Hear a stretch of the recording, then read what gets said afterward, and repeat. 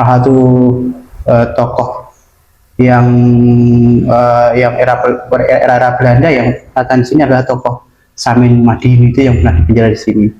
Yang menariknya dalam sejarah penjara ini pernah tokoh-tokoh bangsa kita kayak Tan Malaka, Soekardi itu dan orang-orang PP ya, bukan pemuda Pancasila tapi orang Persatuan Perjuangan itu pernah tahan di sini. Di dalam bukunya Harry Pose itu juga dia jelaskan bahwa dia menyelesaikan buku dari penjara ke penjara itu yang jilid 3 itu proses ya. Di sini juga proses penulisannya. Yang menariknya lagi adalah kenapa Tan Malaka dan kawan-kawan ya, terutama kaum PP itu ditahan di sini karena memang di Madiun itu saat itu sekitar 46 sampai 48 ya gitu ya, 48 awal itu di sini banyak kaum pengikutnya Amir Syarifuddin yang secara politik beroposisi dengan Tan Malaka. Artinya untuk mengamankan, karena di sini Tan Malaka itu nggak ada masa ya. Di sini kan banyak masanya Amir kan, dari Pesindo, Laskar Merah, dari perwira-perwira itu banyak yang pro dari Amir Syarifuddin gitu.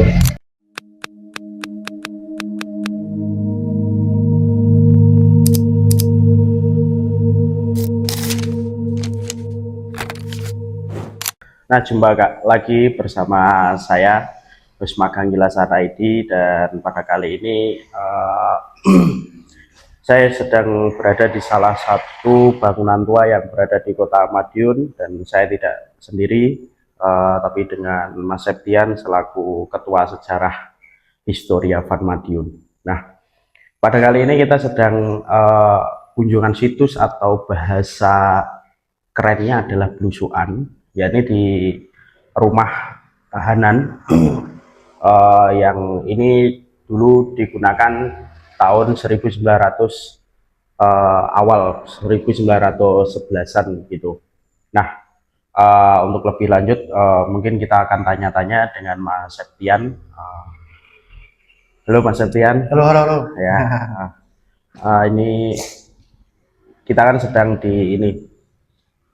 di salah satu bangunan tua di Kota Madiun. Iya. Kira-kira gimana sih sejarahnya bangunan ini gitu?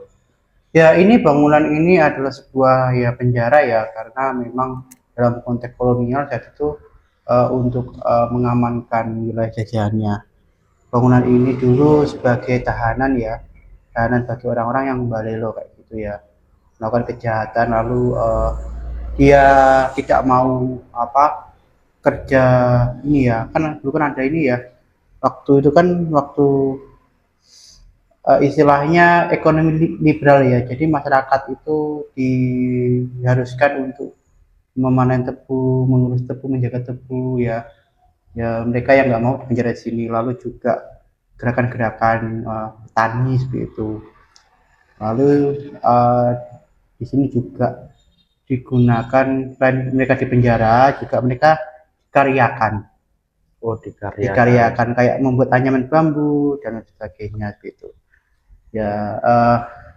Salah satu tokoh yang era Belanda yang datang di sini adalah tokoh Samin Madini itu yang pernah dipenjara di sini 1914 itu, waktu pemberontakan Samin di mana, di ini ya, di Madiun gitu ya. Gitu. Oke. Oh, berarti ini bangunannya sudah cukup lama ya. Berarti kurang lebih era Jepang ya. Era kolonial ya, era kolonial. Oh, iya.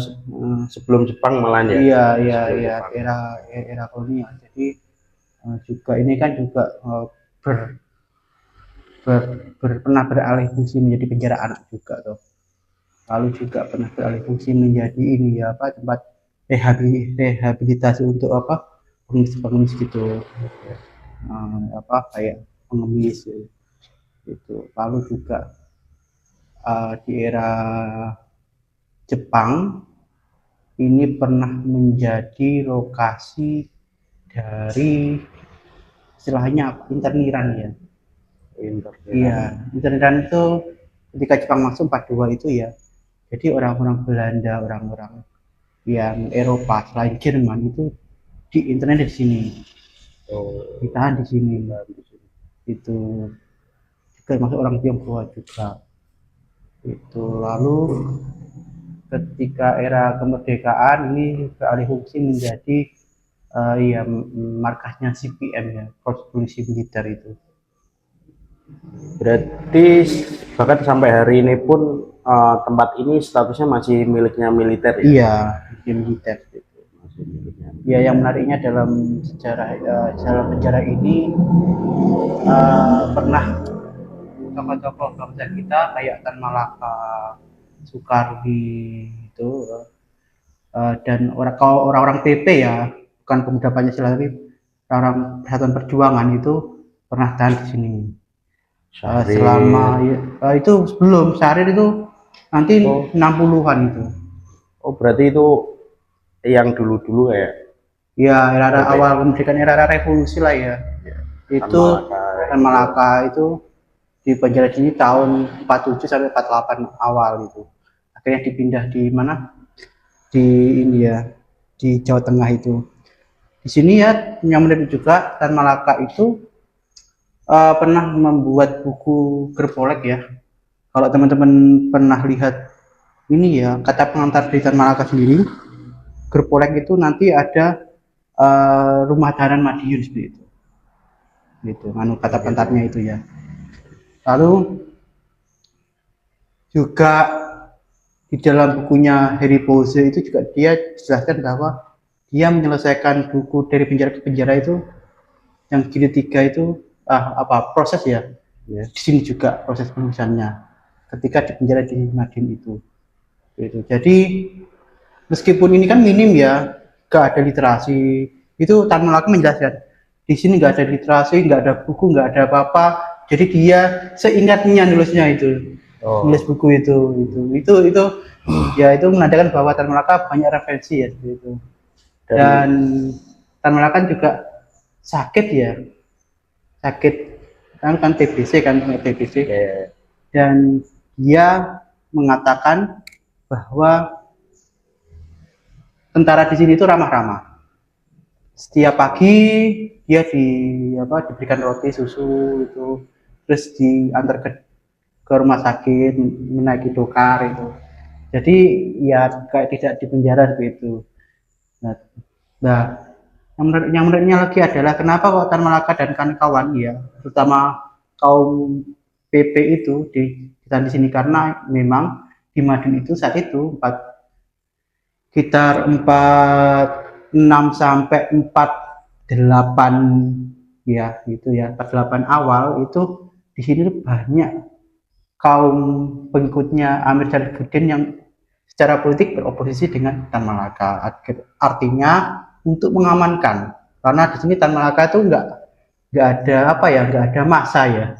Di sini kan banyak masanya Amir kan, dari Pesindo, Laskar Merah, dari perwira-perwira itu banyak yang pro dari Amir Syarifuddin gitu. Jadi ya menarik ya, apalagi seorang bapak revolusioner Indonesia gitu. Jadi ini Tan Malaka itu menyelesaikan atau menulis 2 buku di sini. Iya, Gerpolek sama dari penjara ke penjara jilid 3. Gitu. Nah, berarti ini kan menunjukkan bahwa siapapun itu, terlebih negara itu nggak bisa memenjarakan sebuah pemikiran. Iya. Kan gitu. Nah, kemudian setelah Tan Malaka, Mas. Nanti di tahun 59 itu ya nanti ada Serna dari Bermusta itu. Kita menghadirkan Sultan Hamid, lalu juga Syahrir, lalu juga Rosian Anwar itu, lalu banyak lagi yang Muhammad Rum. Banyak dan di sini juga tahanan.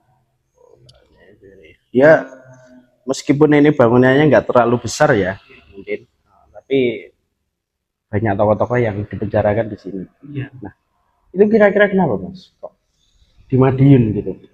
Iya, karena memang untuk apa ya bahasanya untuk saat itu yang mungkin dulu itu masih ideal untuk menahan tahanan politik gitu. Oh, Iya, karena memang kan negara itu baru-baru merdeka ya, jadi ya ngumpetnya di situ aja. Gitu.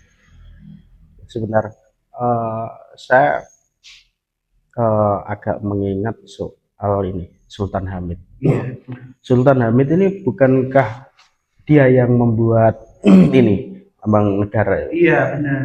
Garuda Iya, itu ya? iya. Tapi kan dalam beberapa apa ya beberapa teori kan dia terlibat dalam misteri kan karena memang dia nggak terima kalau apa negara-negara itu bersatu kan. Itu dia imposisi raja gitu.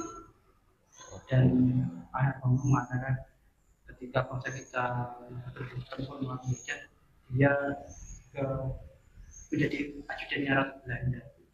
Oh, gitu. Itu ya itu apa ya dan kontroversi ya terlepas Ya. apa minus dan plusnya ya memang sejarah itu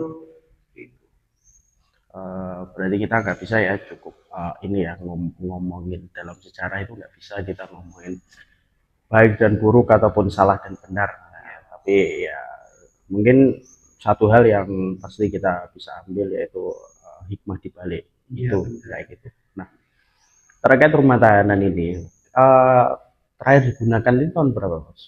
ya banyak banyak apa istilah keterangan dari masyarakat itu sekitar 2000-an 2000-an ya. 2000-an ya Ya. dulu kan pernah jadi saya pernah jadi tempat latihan anjing seperti itu Gitu. ya lalu kan akhirnya kan pindah di dekat dari Kota Madiun kan ada GPM juga kan dulu kan di sini terus pindah Oh, pindah. itu dipindah Ya.